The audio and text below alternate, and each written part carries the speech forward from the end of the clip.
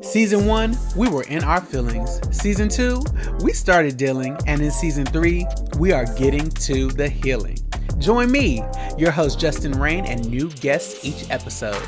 Prepare to laugh, cry, possibly be triggered, but most importantly, evolve past it all as we continue to address our fuckboy problems.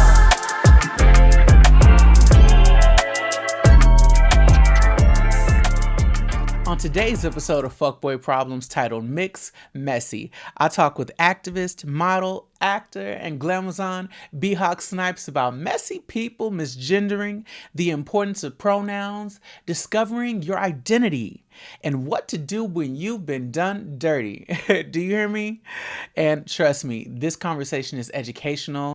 I'm not gonna lie, it's a little shady, but it's funny. And like I said, we really take the time to educate. I take the time to grow, share a little bit about me and my personal journey with identity. And we just keep it 100, person to person, human to human. And there's a lot of love shared, and I can't wait for you guys to hear it. But first up, here's Fuckboys in the News.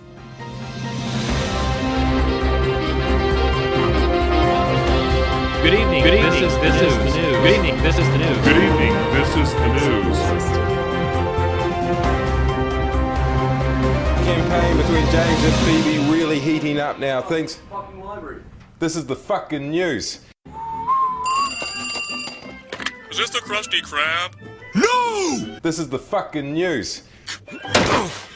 Hey everyone, and welcome back to Fuckboys in the News. It's the portion of the show where if you're fucking up and you have no excuse for your actions, know that I'm going to call you out on them. First up on the list, we have a none other than Summer Walker's ex and the number one guy on everyone's lips, Mr. London on the Track, aka Mr. I'll make you a baby mama if you're down to be neglected. Let me just tell you, Summer Walker took the time, and her album, Still Over It, if you haven't listened, it's really, really good. It's definitely on that same vibe, on that same tempo as her freshman album Over It, and I don't think it really disappoints if you like those sad girls feels. What I will say is she talked about how he was never around during her pregnancy, enables his mother, who further enables him in his toxic behaviors by watching all his children and not holding him to be accountable and actually present in their lives. It just goes on and on. She talks about how him stunting, and like she didn't even know if he really loved her. It was just so much fuck boy shit. It was ridiculous, you all, and it's unnecessary. And it was so crazy how people on Twitter and social media were actually coming to his defense, saying like, oh yeah, hoes gonna keep getting manipulated. And I'm like, it's saying that people shouldn't be listening to Summer. I'm like, girls, listen to Summer if y'all want to, because like this other girl clapped back. She said, y'all also the same niggas that be up in people's DMs threatening to kill yourselves if we don't love y'all back. So it's a sick cycle that both Summer and London are in. What I can say is Summer wrote this really, really beautiful note. And basically all it said was, take this opportunity to learn from my mistakes. You don't have to guess if something is love. Love is shown through actions. Stop making excuses for people who don't show up for you. Don't ignore the red flags, and don't think you have to stay somewhere because you can't find better. You can, and you will. Don't settle for less. You don't deserve it, and neither does your family. And that's it, y'all. That's all I got on that one. London, you're trash for putting her through it. Summer, I hope you're doing better and learning to love yourself in a totally different way and learning what to accept and what to reject.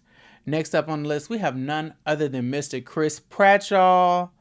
Mr. Douchebag Central, Mr. Starboy, Mr. Guardian of the Galaxy, I guess. He has always annoyed me. I mean, I guess I didn't mind him on Parks and Recreation, but he was playing a doofus, which is actually who he is in real life, which makes complete sense now. But in a recent Instagram post, he posted a picture of him with his now second wife, and his daughter, or just a picture of him and his second wife staring at him saying like, this is how everyone should look at their partner, with adoring love, unequivocally like honoring you like you're the best, most adoring person. Like basically like awesome king bullshit. Like, yeah, like queens honor your king bullshit, basically, to sum it up. But he also took the time to put in a shady dig to his ex-girl or ex-wife, Anna Faris, aka Miss the House Bunny. She's an iconic actress. Y'all better give her dues. But nevertheless, he took the time to take a shot at her and his child, his actual son, because he made a statement about him having a healthy daughter, her raising a healthy daughter. When, if you don't know the backstory, his son with Anna Faris actually suffers from physical disabilities, and he had a really, really rough time at birth. And he's made it very clear that he is on the shade train when it comes to his ex-wife, and does not mind being shady and being passive aggressive and bullying her on social media. And I just think it's despicable. And I think he needs to actually go and say the things he wants to say. If he's frustrated about, being left or being broken up with, whatever, I think, processing, healing is definitely due for you, fuckboy. Because that's some fuckboy shit. Why did you need to take the time to, I guess, wish a woman happy birthday 6 weeks early? Glorify yourself. And it just, like, get up out your ego, bro. That's all I got on that one. Last up on the list, we have none other than the CEO of Barstool Sports, Mr. Dave Portnoy. In a recent expose from Business Insider that took 8 months to write, that's what the journalist said, it revealed several women's accounts of being aggressively pursued, treated like sex dolls, and even ignored immediately after, the sexual, I guess, like, the sexual situation or the exchange had ended, being immediately like kicked off or chauffeured away. Like, it was despicable. And this man decided to get on Twitter instead of letting his lawyer speak, instead of allowing PR to put together a well-written statement. This idiot decides to get on Twitter and make a series of videos, I guess, trying to acknowledge himself, or like absolve himself of the crime. So he goes on to talk about how, and says like basically like the same white man like politician answer, basically like the same shit like Donald Trump said when he got caught for grab by the pussy.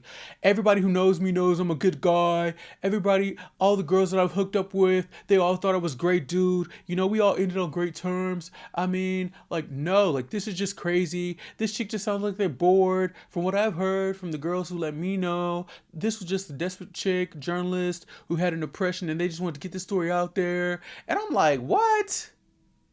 You sound like an idiot, like completely like dismissing any type of truth, not acknowledging in any way the fact that these women may have had these experiences. On top of that, there's one account from this young lady who talks about how she flew him out, I guess like to Colorado or something, and they had pizza together after they had sex. But while they were having sex, she said that she actually asked him to stop, but no, because it was too rough, and he just ignored her and continued. And then upon them having conversation post-coitus over pizza, they realized they didn't have the same values, that they got into an argument or something, or maybe she was actually upset about the sexual exchange, and that's why she slept on the couch. But he explains it as they had a disagreement in values, and they clearly didn't get along, and she's one of the only people that's ever slept on his couch because everyone loves him and he's a great guy. I was like, okay, you definitely did it. You definitely did it. Who gets on the internet to go defend themselves like this? And then he did this super manipulative, like, I almost found it threatening tactic, where he shared all these vague details to let, if you were the girl who, did this interview, let her know that he knew exactly who she was. He knew the conversations. He said they happened differently. He knows where she lives. He could call her right now. Like, saying things like that would make me feel like my life would be in danger if I was that girl. But without a shadow of a doubt, this is a fuckboy on a roll that doesn't want to get caught, that has created his own bubble, and now that the shit's getting out, he's like, no, I'm going to control the narrative. I am who I am. You are not taking me down. But guess what, guy? We can see through that bullshit. But All in this segment for now. And next up, we have none other than B-Hawk Snipes. I can't wait for you to hear what they have to say. It is funny, it's messy, it's informative, it's educational, and this episode is on fire. Know what to do, but to keep part two of my confessions. Hey everyone, and welcome to another episode of Fuckboy Problems. I'm your host, Justin-Rayne, and today's episode is called Mixed Messy. And I'm so excited to have my beautiful and ultra-talented guest today, activist, non-binary supermodel of the world, B-Hawk Snipes. What's up? How was that intro? Hi, supermodel of the world. I know that's right. Period. Call it out. Yes. That was cute. If you don't know, they need to go catch a clip or two. You've been doing it.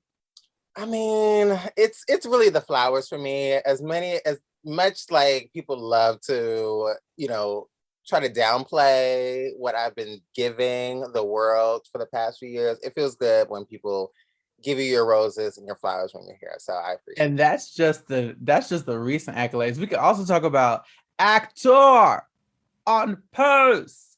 BB Pendant. Yes. Let's be clear, from season uno. Okay. The pilot. Been there since Okay. So I'm not even gonna talk about Blink ads. Like, yes, baby's been doing it. And I'm so proud to see it. I'm so happy that you are here. I'm so happy that we have connected, and we're about to get into this stuff. Now, what I do want from you is tell everybody why you wanted this title, because this is also an education moment. We are not doing a mister today. Okay. And B-Hawk took the moments to educate me. And I was like, why didn't I think about this, first of all? And second of all, I was like, no, we're going to do it. Why didn't everybody think about this moment? So I was so happy that B-Hawk took the opportunity to flip it and be like, and give a pushback and use this as an education moment and not just something cute and funny, which we'll do that too. But you can learn. People. The more you know, honestly, that's what I'm all about. It's like I'm all about education and entertainment and forming the two together. I'm very Magic School Bus about the situation. But the title today is Mixed Messy, and Mix is a title which is very similar to Mr. or Mrs., but Mix is a title used for gender nonconforming and non-binary people. So my greeting title would be Mixed Snipes. So I wanted to do a little remix today, since, you have one of the non-binary queens on the podcast, the show today. So it's a title that came upon randomly with so many things that have been going on within community, honestly. I had someone that has just been attacking my character and my name for the past few months now. And wow. But you don't even rock like that. You know what? I'm a Taurus. So don't mess with me. We don't start nothing, won't be nothing. That's really what I give. And so when you start something with me, now best believe I might just finish it. So, and I'm also from the Bronx, so I'm naturally petty. That'll do it. But yeah, so, this person is going around pretty much just bad-mouthing me and putting up all these lies and these dramatic pieces together. And he was basically made a joke saying like, oh, well, since everybody wants to be non-binary now, I guess I'll be non-binary too. And I was like, that's not the way that works. And so instead of calling him by his name, me and my other friends, we would call him Messy B. Where did you meet them? Like, how did this all start? I met this person, and this is not someone I dated because they're trash, but this is someone that I met on the Circle NYC when I was... Oh, girl. Yes, let's drag her. I already know. My spirit is ready. Let's do it. So, we're choosing violence. Guns a-blazing. Very much. Yeah. Let's do it. But, so you met them? When did y'all start filming that? Oh, Jesus. That was season 3. That was years ago. That was like maybe 4 years ago. Maybe Okay. I'm gonna say 3. Did it Um, at least start positive? it did. You know what? I had known of this person because I had watched the prior seasons, and I know they were not the most positive person to be around, but I'm that type of person, like, I'm gonna meet you. You never know. People change, things happen. People do stuff for TV. Right. So I was They like, may let me be meet this person. exaggerating your personality. And he was cool. He was cordial in that moment. Um, but I can also sense that there was something there. Like, it wasn't clicking the way I really thought it would, possibly, because he's also a Taurus. So sometimes when you get 2 Tauruses together, it can get really shaky. Um, or it can be great. It can be magic. Okay, that's But fair. after a while of me hearing certain things about him and the ways that he was like misgendering people in the cast. Like, we had a trans woman by the name of Michelle, who's really, really sweet. She's sarcastic, but she's really, really sweet and really, really cool. He was misgendering her throughout the season. And I was like, you know what? Absolutely not. Like, I am one of those people, like, no matter how cool we could possibly be, what you're not going to do is misgender someone and be transphobic. It's a no for me. So I guess he felt a certain way about me kind of disconnecting myself from him. And he was also like trying to send people to jail over some like petty stuff. It was very caring. He's very caring about the situation. He just lives for drama and mess. So that's why we would like low key call him Messy B. You can put the pieces together to the figure out his actual name. I really want to say it, but I ain't gonna do it. It is what it is. And then on top of that, which you won't see it, but you'll hear about it. When I went to Atlanta, where he's doing whatever he's doing, I was physically attacked by him. I'm so sorry. It's one of those things where, we had our social media back and forth situations, but he took it to the next level. And I think production had a lot to do with it as well, or people getting in his ear saying I was bad mouthing his mother, and I was telling him I wanted to fight him when it was on site. Mind you, I had saw him literally minutes before we had came together in his house, and I didn't touch him. I had came in my nice, looks, my nice Versace, my Rick Owens. I had on a 4-inch pump. I had on a wide. You're like this. You're like, I look too pretty to be fighting. I had on a Black Trans Lives Matter t-shirt. Like, if I wanted to come and fight you, I would have had on my 2-piece sweatsuit and my sneakers. But he literally just ran up on me and attacked me, which was so uncalled for and so ridiculous. Constantly misgendering me, telling lies and all that sort of stuff. So that's why it was a combination of that. And then also like people I know in the community that were just doing messy stuff. So I was like, you know what? We're going to title this Mixed Messy. And these are for just the people who are just doing the most for drama, for likes, for views. Like, is this what your children are going to look up to? Is this what people are going to know you for? It's for drama and mess? I don't like that. I don't like that. Who does? So, Okay, yeah. so what's the first thing that they did? When did it first go left? Because you say you guys met, it was positive, and when did things first go left? Well, it first went left when I started hearing like him misgendering a trans woman. Like, absolutely not. And then on top of that, you send in someone who I was cool with on the show by the name of Bugs Gutter.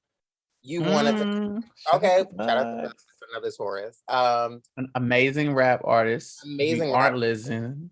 Really, really cool. Very supportive of like, uplifting Black trans femmes, non-binary people in community. A protector, I will say. Like, An amazing protector, an amazing pillar in the community. He don't play no games. Like, he was pretty much going around saying like, oh, this and that about Bugs and how he wants, like, he literally filed some sort of order of protection against Bugs and sent Bugs to jail over like petty drama. Like, it's insane. It is insane how intense and how unfortunate this person is on this planet. Like, I just couldn't take it. I couldn't take it. So I literally just distanced myself. You can watch the show, The Circle, if you want to. But it's just YBN Entertainment. yeah. All right. I couldn't take it. I couldn't take it. And he So when you continues. called them out, what was the response? Was he at all receptive, or he immediately went to defense? Now you know he was. Okay. You know, Okay. Yeah, especially if a camera was rolling. right. To the people who don't know, this is who he is. He's just a Yeah. negative, vindictive, trash box of a person who doesn't honestly, I think, love himself. And he's surrounding himself with, yes, men, women, and everyone in between who are just like, yeah, yeah, yeah, that's right. Yeah, talk your shit. Yeah, that's right. What? Mhm. Is this who we are? Is this who we are? Right. So he's still doing this. He's still going around on this press tour talking to people with 10 views on YouTube. Oh my Lord. And just spreading these lies, and it's horrible. It's really, really horrible, and it's really, really sad. And he's telling people that he's not transphobic when he clearly is. And he's like, well, I have trans friends. Just because you have trans friends doesn't mean you're not transphobic. Okay, racists have black friends. Come on, somebody. Like, oh, I got you. You really Isn't that what Donald Trump was saying? I know plenty of great black people. I know. Oh, okay. I'm not even gonna get there. That's your defense. Like, so it just snowballed and it continued to increase over the span of how long now has it been going on? This has been going on for quite some time, because I'm one of those people, like, we may have like little digs here and there because, You can be cute and shady. You can be cute and shady and pay it. We're millennials. Okay, we grew up on cute and shady. We did a little nice, nasty, never hurt nobody. Not saying it was right, but it is what it is. You know what I'm saying? Like, as long as nobody putting their hands on you, you should be good. But I had said there was some sort of post about him and someone he was dating at the time who was very attractive, and we all made jokes as a cast, like, "Oh, your boo thing, your little babe thing, y'all still dating, y'all still together. He's cute." Da da da. So he would feel a certain way about it all the time, and he was just like going back and insecurity. It's really the insecurity for me, and he was going back and forth about it on social media with me, and I was like, "So how's your boyfriend Jeff doing?" And he was like, "Oh, keep my man's name out your mouth." I was like, "Is he really your man? Because he wasn't your man on the show." And I'm just trying to keep up to date. So he was like, "Oh yeah, keep that same energy when you see me in person." Oh So God! Now we doing threats. That's a receipt, and I've saved that for the court order, because it's coming.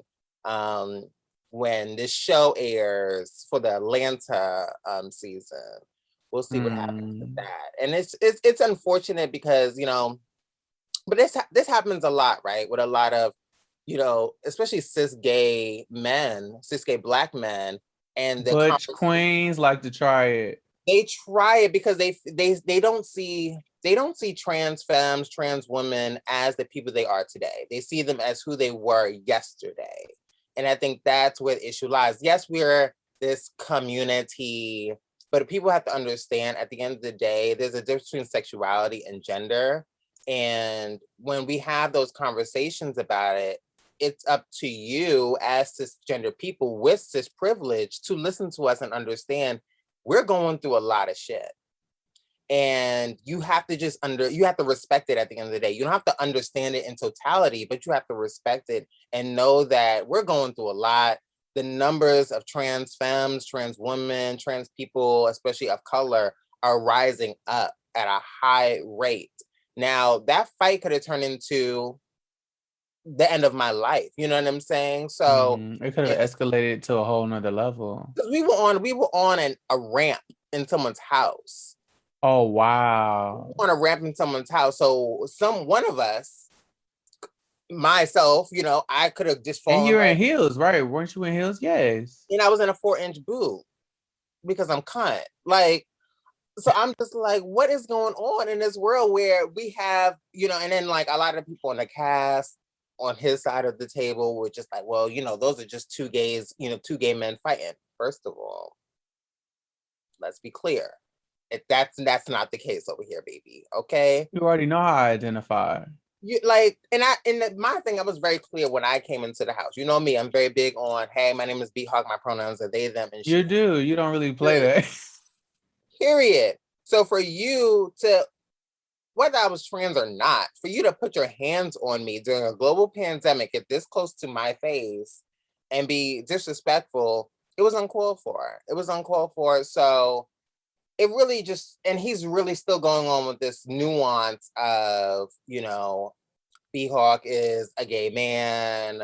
I'm going to use all the misgendered pronouns for them, all the wrong pronouns for him. He has his little circle of friends who are also gay men that are putting out this miseducation, like this all around fuckboy shit on the internet. Very much.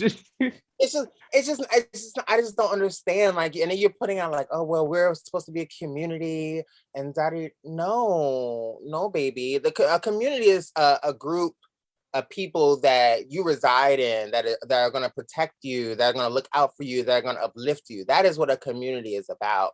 Leslie B and I are not in the same community. There's a lot of people that are not like there's a lot of trans people that I can't say that we're in the same community as well. So it goes all around. It's not cisgender people that I'm just always attacking because people always think that I am. But I'm calling cisgender people in for a conversation. I'm calling cisgender people in to say, listen, like I said before, you don't have to understand my pronouns. You don't have to understand who I am, my identity, but you have to respect it. Because that's the only way we're going to move forward, even as Black people, right? Like that's the only way we're going to move forward. So it's just Have you tried to reach out or create some sort of resolution? Did anyone try to bring you all together? I know that show they usually try to do a whole, we'll come together, let's go sit down, let's try to talk it out. Were there any attempts for you all to try to get on the same page or find some sort of resolution maybe before it escalated prior? Well, the gag is, I've said in an interview on YB Entertainment with someone who was a friend of his, hey, we should all sit down and have a brunch together. And let's talk it out. Let's have a conversation. That's on record, me saying that.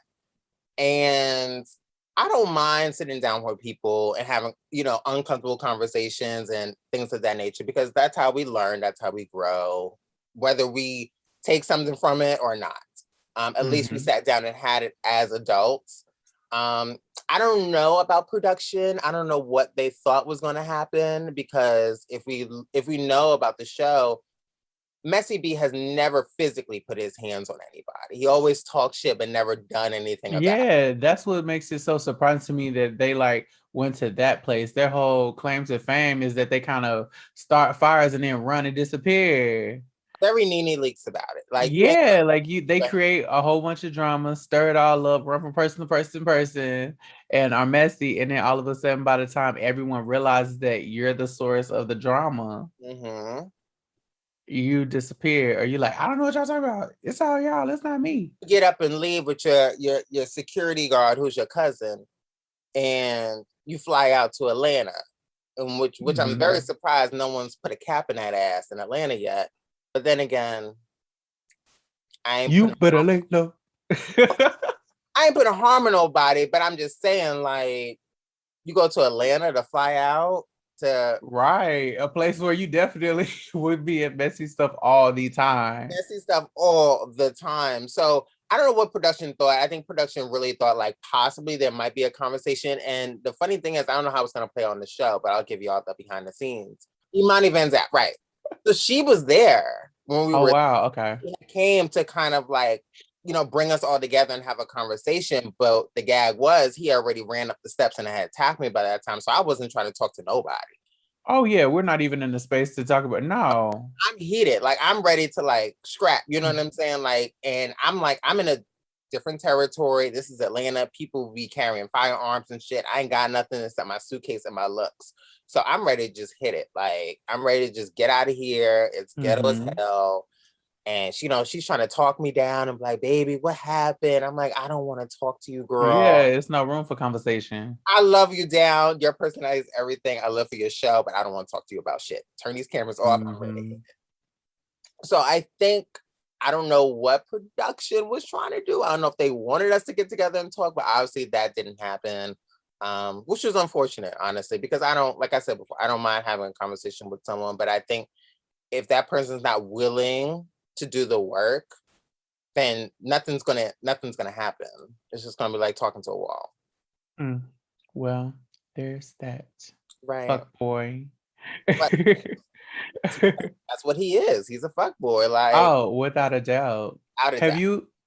have you dealt with any fuck boys in dating as we move on and get ready to move on to the next statement as we wrap up? Absolutely. Like, there's been tons of them. Tons of them that have cheated, that have lied, that have done. I'm okay. How you cheat on me? How you cheat on Right. I'm like, what? Hello. But the thing about it is I've always played nice. I've always been like, well, you know what? Let me give him a chance. Let me take him back. You know, he won't do it again. Because I really felt like, I think at that time, and especially in my 20s, I felt like no one was going to love me. Let me hold on to this false love, not knowing that I may find someone better in the future. I may find love for myself in the future. I may be, you know, even more confident in the future. So I always held on to just toxic, messy love and situations, not knowing that I'm gonna bloom into this like amazing person in the future that's not gonna put up with any of that shit. So I've dated a couple of messy Kissed a couple people. frogs. Kissed a couple Couple frogs. frogs, you know what I'm saying? But you know, now I found my prince. So we know. I'm We good. know. I'm good. Right. I'm good. I'm good. Like, we're good. Good. Okay, so how would you define a fuckboy? What's your definition of a fuckboy? So the people can know, we can go and clarify. We gonna see your picture beside it though, Messy B, right there in the dictionary. Come on, Messy B. Pop. Pop. A fuckboy to me, now a fuckboy is, and I've heard you say this on a live, is very gender inclusive. So it could be, you could be a female fuckboy. You could Oh be yeah, no. Anybody. Anybody can get it. Anybody can get it.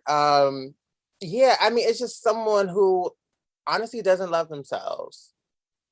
Someone who doesn't love themselves, and they put that energy out on others, especially people that they're in relationships with, that they're in situationships with. And it's really unfortunate. And you know, short story, I had dated someone on and off for a couple of years that was a narcissist, that was a fuckboy, but I had known him as a friend for like 8 years. And, you know, he had said he was poly. So I was like, okay, let me try something different here. That didn't work for me. I'm not about that life. You said I can't handle it. I couldn't do it. But he was also like, he had did it in all the wrong ways. It's like he wasn't being honest with his partners. He wasn't telling his partners He wasn't following the rules. It got messy, and then I was talking shit about the girls, and it got crazy. And then now I have a talk show called The Word with one of the girls he was dating. And we turned lemons into lemonade, and now he's nowhere to be. I love it. I love it. Yeah, so shout out to, you know, doing the work. Right, very much. Because he almost could have got worked. The millennials trying it for the bullshit. We calling people in for conversations. We're not putting up with any of that toxic bullshit energy. We may find it entertaining at times, but no, we're not here for it. So a fuckboy is really someone who's messy, who doesn't love themselves, that is low-key all about drama, who doesn't want to take accountability for anything. So there's layers to it. There's layers. Oh, definitely layers and levels. Watch out for those red flags, y'all, please. Oh, right. The red flags been all on Twitter, and y'all need to be listening for these red flags. Okay. I have another question. So as you blossomed, you know, in the beautiful butterfly that you are now, and as we continue to grow and evolve, I tell people all the time, I think I said it on that live, I feel like Sailor Moon. I feel like I'm constantly like finding new iterations and new versions of myself, and don't get attached to where you are right now. As you've grown in front of me in these brief few years that I've known you and evolved, what has, you know, like figuring out more about your identity and discovering more about BHawk now, the non-binary person that stands before me, what was that process like? And for those out there, I know for me, I had told my mom, and I'm saying it now for the first time, I don't think I've ever said it to anyone like publicly, like other than like friends at a dinner table. Like if I'm very honest and transparent with myself, I felt non-binary for years and probably most of my life because I've always felt like inside sometimes I feel very much like a girl sometimes, and I love certain things. And like you don't know how to describe that. You don't know how to put that into words. And I'm from Arkansas, so we definitely didn't have those words. But then there were things that I loved that were so masculine, like football. I loved hitting and being rough and doing that. And I didn't have the words to say that two could exist in one, and Right. that you didn't have to feel attached to this. Now, I'm not saying I got to come out and do all this. I'm not that person. I feel like I'm bringing you into your point. Like, yeah. But I had sat at a dinner table and told my mom like a month ago, I was like, we were just talking about identities. So I was like, if you really want me to say like truly how I feel, if I was to go and like re-identify myself or say how I feel on the inside, this is how I would feel. So just for those out there, what was that like discovering and really finding out for yourself? For me, it was just self-awareness and therapy to really like tap in and be honest with how you feel when you wake up.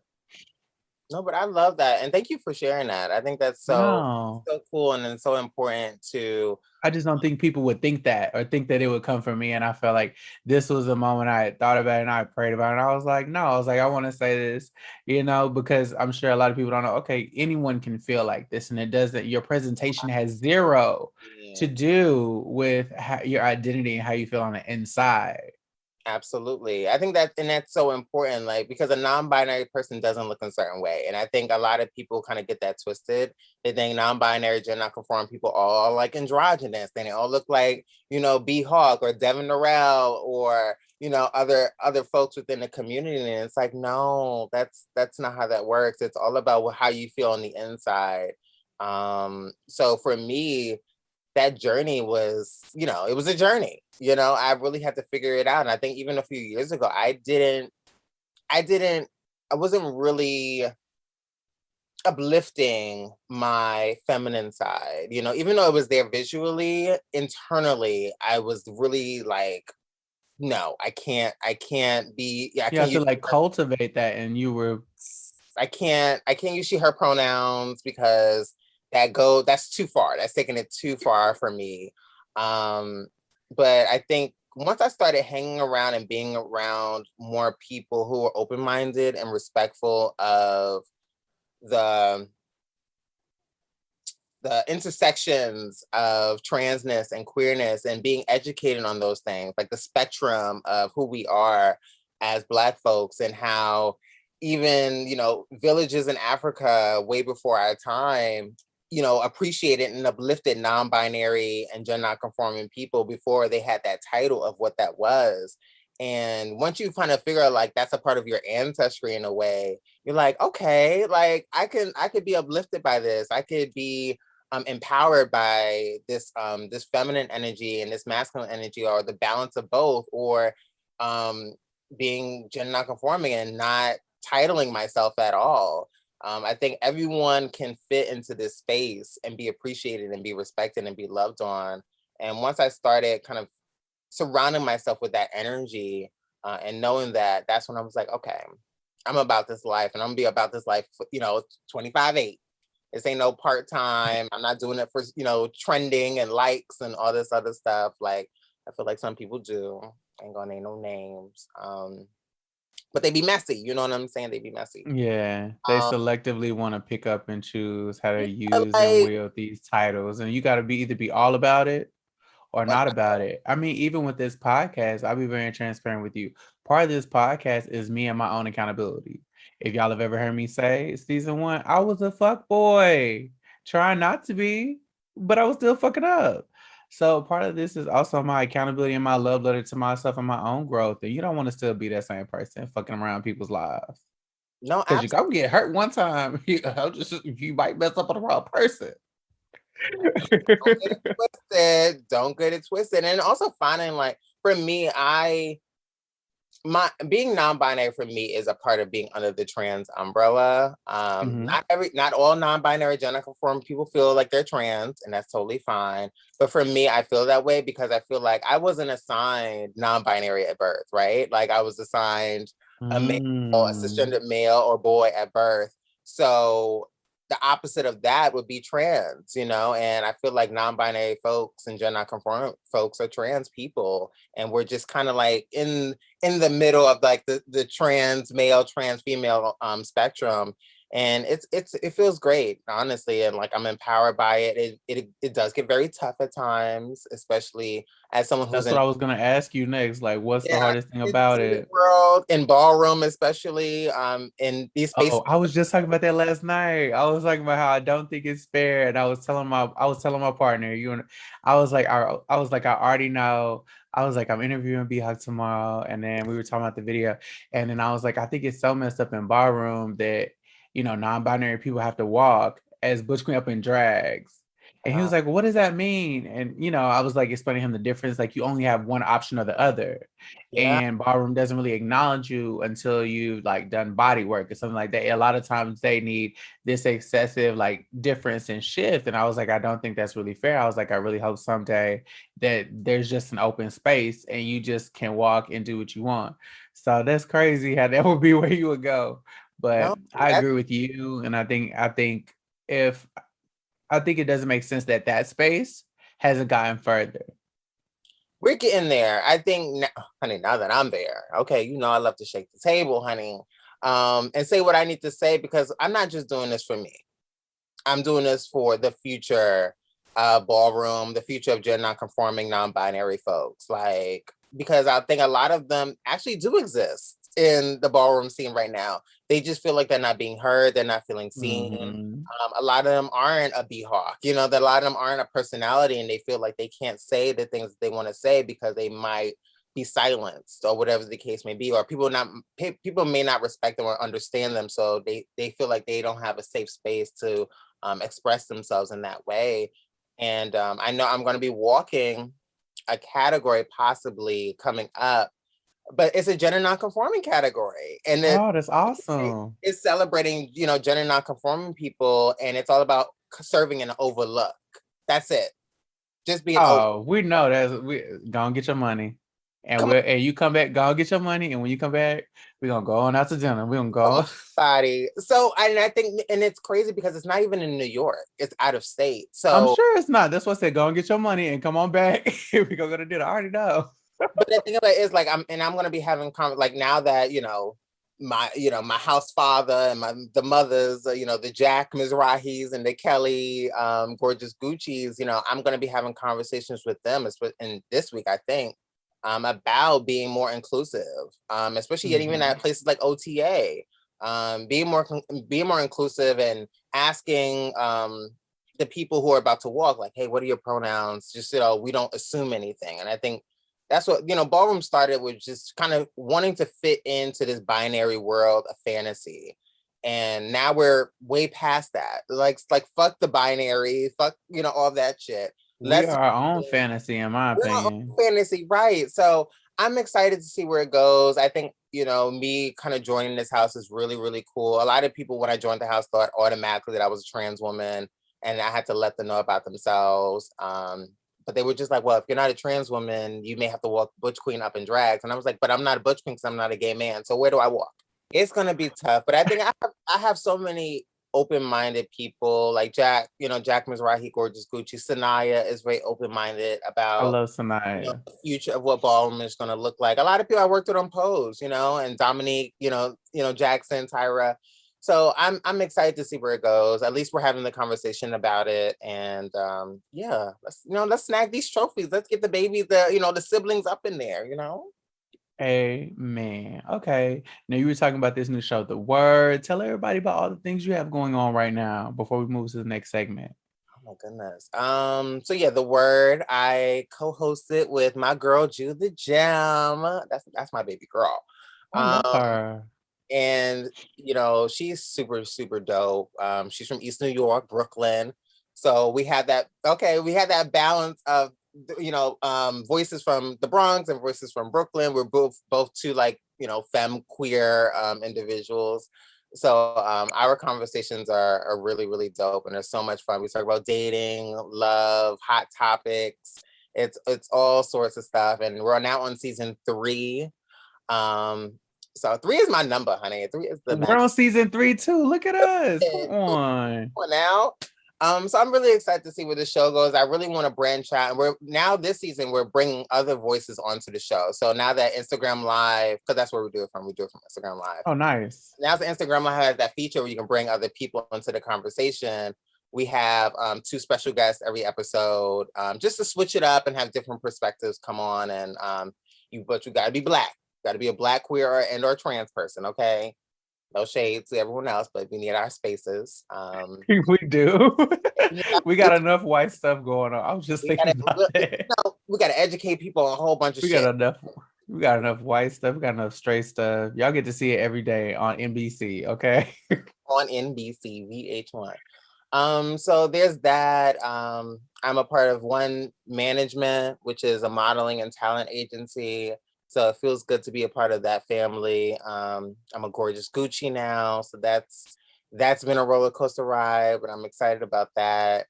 And there's always something happening. I have House of Drum Reb, which is my Instagram boutique, where I sell pieces from, my closet, my studio space. Because I hate holding on to stuff. I'm like, being a hoarder is not cute for me. Yeah, you upcycle. Yes, once I'm done with something, I'm like, okay, I want to gift it to somebody else. Like, you can have it. So I have that going on. And, the rest you can just Google. You know what I'm saying? And tell everybody out there where they can find you on social media as well. Oh, yeah. So my social media is at @BHawkSnipes. I kept it very simple for everyone. That's BHAWKSNIPES. And yes, I'm related to Wesley. Get your life. But, there's new blood on the scene now, and so I'm excited. Okay, well, when we come back, we will have our fuckboy versus fucked up portion of the show, so y'all just stay tuned. I couldn't help but wonder. I couldn't help but wonder. I couldn't help but wonder. I couldn't help but wonder. I couldn't help but wonder. I couldn't help but wonder. Are men just women with balls? This is a good time to vent. Officially. Now, in the great tradition of Paris is burning, the library is about to be open. Hey! Because reading is what? Fundamental. That's right, children. Mm-hmm. We're back for our fuckboy versus fucked up portion of the show with the beautiful, the gorgeous Gucci, B-Hawk Snipes. I'm so happy to have them here with me today. All right, are you ready? This one is a doozy. This story is a doozy, but I know you will have some great advice for this individual. Are you ready? I'm ready, honey. All right, so the subject line is down low and dirty. Hey, fuckboy problems. I need some advice. Me and this guy named Saul have been dating for a few weeks, and I think he's really cool. We met through friends one Sunday fun day, and after a few drinks, ended up grinding it out on the dance floor. I didn't think much of it, and actually thought he was there with someone else. The jury's still out on that one, I think, because I can't seem to really figure him out, but maybe you can. A few weeks after we met, I saw his profile on Tinder, and I figured this was a sign, and I decided to swipe right. We flirted for a few messages, exchanged numbers, and after a week or two, decided to go on a date. Now, I'm not one for movie dates, but I figured I'd follow his lead since he initiated the idea of connecting in person. Okay, that was fair. I give the date a solid C-, maybe a 78 if I was being generous. Okay. Oh no, he talked enough, but just kind of seemed absent or a little slow. The one glimmering light of hope was the brief makeout session and cute little walk we had to his car. That was one of the few times he really loosened up and showed some personality. Okay, maybe he was nervous then. Maybe that's what it was. Following the date, I went out of town and we chatted a little, but not as much as prior to the date. I didn't give much thought to it at the time since this was really new. When I got back in town, we talked about coordinating a second date, but nothing was really coming of it. Well, last week, I went out with those same mutual friends I met him through, and he ended up popping up halfway through the night. I'm not one to invite people into my business, so I just gave him a general hello, light hug, and kept it pushing. Well, I don't know who told who what, but somehow a few people knew that we went on a date, by the next hour, or they spoke before because the messiest shit happened shortly after. When we got in an Uber to go to the next party, my friend's best friend, who ain't my friend at all, they put this in all caps. Okay. This person, okay, again, this is for everybody listening. It's the best friend, his friend's best friend, who ain't his friend at all. And who's known to be a hoe, they whisper in my ear. Saul is such a mess. You know, I be coming over to his house to play video games and sucking his dick. Okay, that was the end of the quote. By the time I could say anything, all I could say was, "Why'd you think I want to know?" We were pulling up to the venue and I couldn't even say that at all. That's all that got out. And I walked out the car. I don't know if I care for real or not, but I definitely have questions. Did Saul tell people we had gone on a date or that the date was bad? Why did this friend think I should know that?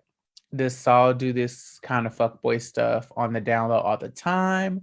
Or did one of his friends tell this guy about our date and now this boy's trying to do him dirty by sabotaging our potential, if any? All I could think about is that I was being laughed at like a fool in a group text behind my back. These are fuckboy problems and I need help. Please solve them. Signed, Dirty Daniel. Dirty Daniel, honey. It's giving Get Out. It is.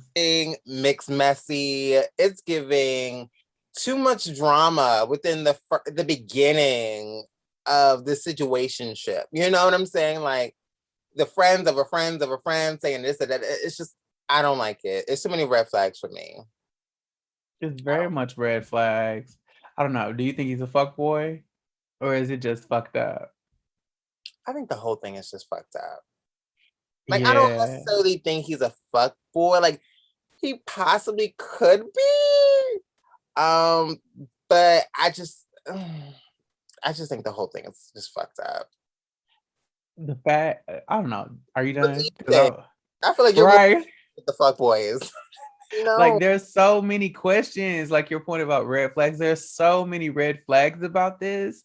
I call them concentric circles. I don't do concentric circles in dating. So like, you know, like what do you call it? Like Venn diagram, whatever. Yeah, this is what this situation feels like. And nobody wants to be in a Venn diagram. You know, in school, Venn diagrams were confusing. You were always trying to figure out where to place everything. And I just don't think your dating situation should be like that. I think you should have a clear understanding of where everything lies and where everything is at. Even in getting to know someone, you can have a clear understanding about how you roll and what type of character you have and kind of how you walk through life. Like I should have some type of decent understanding of like, you're not messy, basically, at a minimum. What is it? Dirty Derek? Dirty Daniel. Dirty Daniel. I was going to say Dirty Diana. This sounds like someone in their 20s. You know what I mean?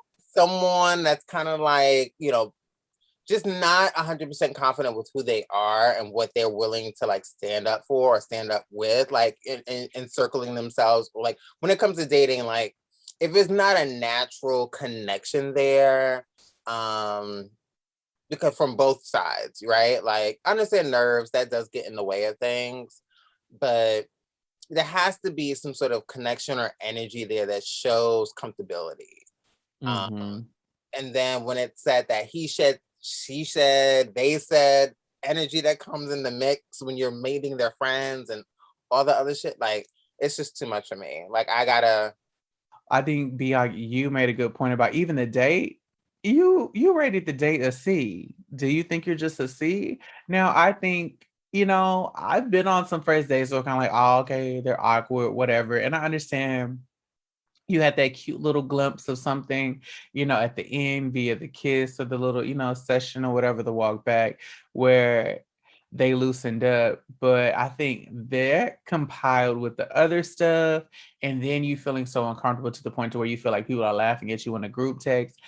I mean, it depends on how confident and how promising the person would be. I think there are so many red flags and so many question marks. It's like, why even put yourself through the trouble of having to be Nancy Drew? Like, that's the way it feels. Like, it feels like you would have to open up a full crime scene investigation to get to the bottom of this. Because I need to understand why the best friend, why the best friend's friend felt the need to, bring you information that you said y'all not even friends like that. Like, why does she need to come drop that bone at your door? It's just so. Yeah, she's messy. She's definitely messy. You already told her. She said she's known to be a hoe. Is a messy bitch. Okay. And see the fact that, and see, for me, I think anyone that entertains someone like that is questionable. For me personally, because I don't want someone that even is attracted to that or wants that kind of energy around them. Wow. And to me, if you and I could already hear the fuckboy answer, well, like I don't deal with them like that. We just cool. And it's like you was just getting your dick sucked. And it's like, okay, so that's a fuckboy answer right there. Cause there's so many people to suck your dick. Like you could just tweet it out. Just tweet out eggplant, suck me now. New York, NYC. Like, it's so easy. It's so easy. You could find, a non-messy person to suck your dick casually. I'm not even bothered by that. It's more so the character of the individual compiled with the other things going on. Because Done Dirty Daniel, you could just get out. Situations where like you may be getting to know someone, but not unfortunately, because sometimes, friends be messing around and they still be around. Oh yeah, they do that all the time. Okay, and I used to be that person, but I have to stop doing that because I'm like, I think it's different if you're transparent, though. I think it's different if you're transparent. Just because other people don't, I think it's fine. I think if you and your friends have an understanding, and I think when you bring someone into your life, you're like, hey, me and this person had this relationship, whatever, and I think sometimes it can be difficult if you're keeping those people in your lives as friends when you get in a relationship, and you have to really delineate. I think you have to have a conversation with the previous person about now where you all's relationship lies, and you have to have a conversation with the new person in your life about where those things were. And I think you just have to make sure everybody knows where they stand and what the rules of engagement are now that we're in this new thing, which can be work. Communication is key. Use your words, people. Don't fuck it up. But Dirty Diana, get out. Yeah, you got to get out, baby. Hey, how about we listen to a little bit of music?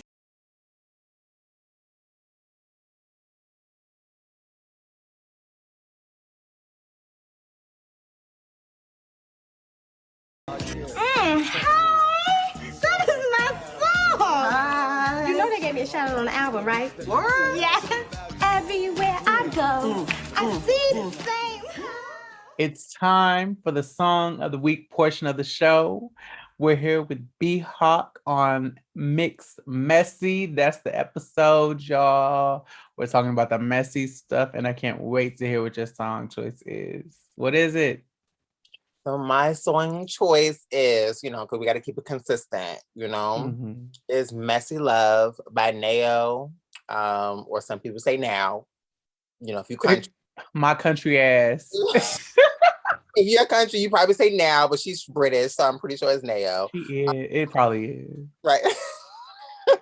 But yeah, Messy Love is such a beautiful song, honestly. And it's literally just like her pouring out her heart and saying like she's done with being in a relationship or situationship with someone who's just extremely messy and negative and toxic, and how she has to like literally get herself out of that and find like love for herself again and empower herself to be the better woman that she is.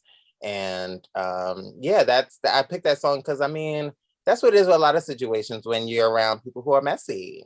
You just got to take that time to take yourself out of that situation, get out, #get out, and be around people who are uplifting and gonna pour love into you, and all the other fun stuff. So that's why I chose that song. And it's a beautiful song. It's a beautiful R&B song by a Black woman.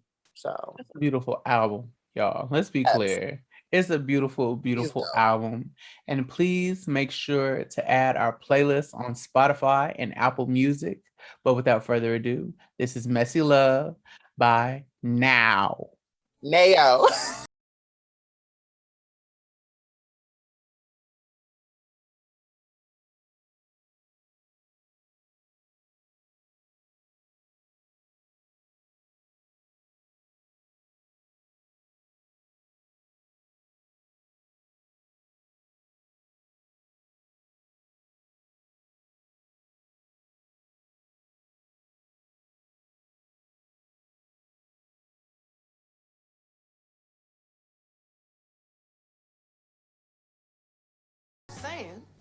making this up a little? Well, yeah, if you think you can. Okay. Deanna. If you wanna be somebody, if you wanna go somewhere, you better wake up and pay attention. If you wanna be somebody, if you wanna go somewhere, you better wake up and pay attention. If you wanna be somebody, if you wanna go somewhere, you better wake up and pay attention. Wait a minute. You guys, I've had such an amazing time chatting with this beautiful light that is Beehive Snipes. And we are at our fuckboy fix portion of this show. Beehive, tell us, what is your fuckboy fix, your affirmation, your inspirational phrase or tip for the day? You know, I have so many tips. Actually, I have a tip for everyone out there. So, and including you. Okay. Mr. Justin-Rayne. Get me right. So you guys is actually not gender inclusive. So I'm going to hold you accountable for that. Okay, there we go. You all, everyone, everybody. But it's something that we've been brainwashed into believing that it is, but it really isn't. You know, white supremacy, it happens. Let's talk about it. So that's my non-binary tip for today. Yes, no, that's why you here. Woo! We will take that, and I will hold myself accountable to keep that one going. Absolutely. And then also just be you. Be you, be amazing, be confident with who you are, and take time to love on yourself. Because if you don't love yourself, how are you gonna love somebody else? What can I get an A them? A them. Come on, A them. I like the A them. You're welcome. Oh, quote me. You just out here dropping drams. Quote me. Not quote me with your bounty. Yeah, quote me. Oh, this has been so much fun. So much fun. Thank you again for coming. Thank you for being willing and open and bringing this topic and bringing us the remix and the gems and the education. Yes, the remix from the Bronx. Now tell everybody out there again how they can find you all out on social media so that they can keep following you and seeing you snatch up trophies.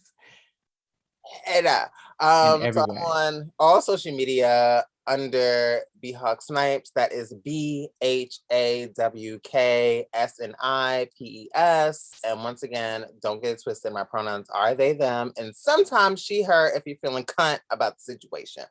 Period, poo. Make sure y'all cool with them like that before y'all do that, though. Okay, don't get crazy. They be coming out crazy, and y'all know them like that, all right? Because then they just go call me, and I'm gonna pull up. I like to pull up, okay? That's what we do. That's what we do. Well, thank you so much. I love you. I'll talk to you soon, and bye, fuck boys. Thank you so much for listening to today's episode. Please make sure to follow us on Instagram and Twitter at _FBProbs. Also, if you want to see video clips from today's episode, you can subscribe to our YouTube channel by visiting our linktree at linktr.ee/FBProbs. And go ahead and add our playlist on Spotify and Apple Music while you're there. And last but not least, if you've got fuckboy problems or just want some advice, email us at fbprobs@justinrayne.com. Until the next episode, bye, fuckboys!